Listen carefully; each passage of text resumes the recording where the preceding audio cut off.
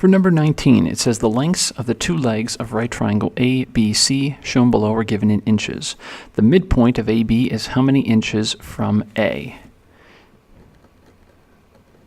Now, the midpoint is going to be halfway, and it's going to divide this into two equal pieces. So what we have to first figure out is what is the length of AB.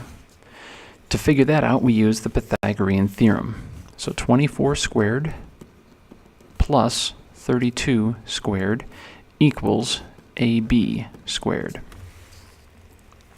So we have 24 squared plus 32 squared, and we take the square root of that, 1,600. And so AB squared equals 1,600, and so AB equals 40. So 40 is the length from here to here. So what we want is we want the length from here to here. And so that length is 20. So for 19, the answer is B.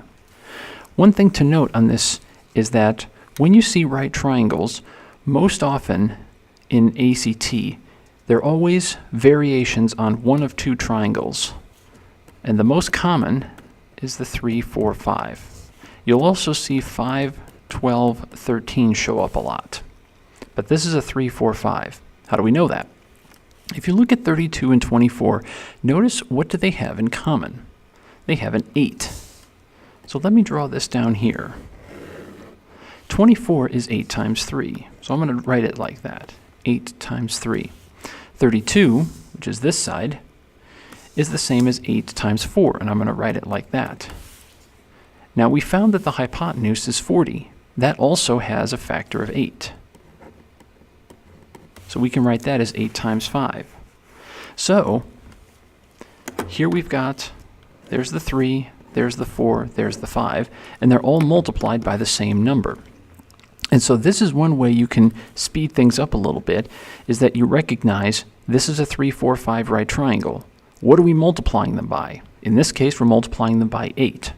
So the hypotenuse was 8 times 5, which turned out to be 40.